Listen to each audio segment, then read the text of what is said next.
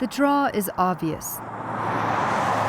The adventure, the beauty, a bustling town with plenty of open jobs for anyone who wants to live in Moab. They just may not have an actual place to live. I know people who are living in their cars or living in a tent. Calling somewhere unconventional. This is the fridge that does not work. And less than ideal, their home. Like this 1980s RV Matea Tenwalde and her partner Miha recently bought. They pay hundreds a month to park on this property outside of town. The couple has good paying jobs, yet I try to just use the bathroom at work. they live with no running water. This shower we don't use. We kind of just use for some storage. Or air conditioning. For them, the best option compared to other places they found within their $1,200 a month budget. Most of the things that we found that were available were like renting a whole house for in the $3,000 range.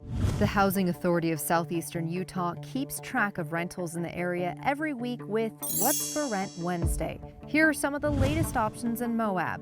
A 2-bedroom, 1-bath apartment for $1,800 a month.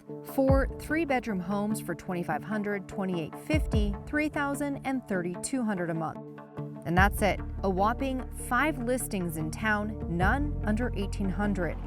The prices may not seem that astronomical in the grand scheme of rent in Utah, but consider this. In 2 years, 2019 and 2020, gross rent on a 3-bedroom home in Grand County, which includes Moab, rose nearly 45%, while average monthly income only rose 8.3%. This is what this looks like here.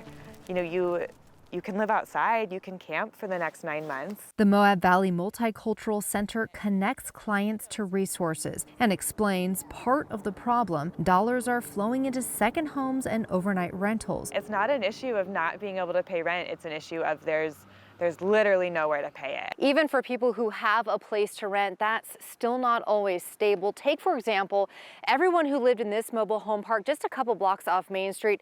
They were kicked out to make way for new development. One of the families, a single mom with 3 kiddos, she is still living in a hotel room with her and her 3 kids. The Moab City Council and mayor say they're trying to address the housing crisis with new approaches. We're currently looking at potentially doing a public-private partnership to see if we can partner up with some sort of developers and lease some of the city-owned land. The council also recently considered a proposed ordinance that would place deed restrictions on high-density development zones, mandating that 40% of the units be set aside for active employee housing instead of short-term rentals. But they received pushback and put it on hold. As soon as we can work with them and talk to them and get to a place where we all have an agreement, I think we'll move forward and improve that ordinance. That's my hope. It's also Mayor Joette Linganisa's hope that private developers focus on building more apartments. We're going to continue to have this issue,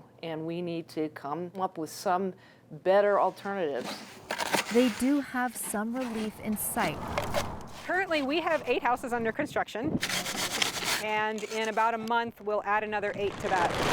On land donated to the Moab Area Community Land Trust, this development includes plans for 300 affordable housing units, from homes to townhomes to apartments and tiny homes. The organization Community Rebuilds is giving low-income residents a unique way to own their own homes by having them help build the house itself, focusing on sustainability and energy efficiency. That's sort of what allows them to get that affordable mortgage. This is my living room. Janice Adkins This little space.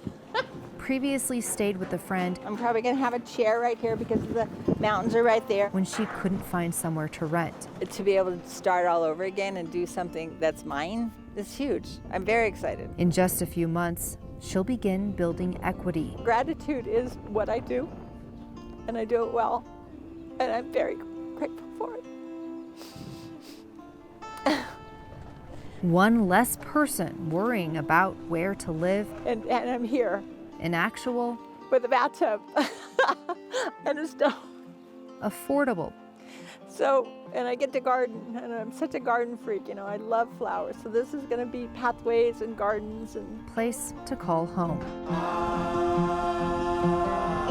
In Moab, Lauren Steinbrecher, KSL 5 News.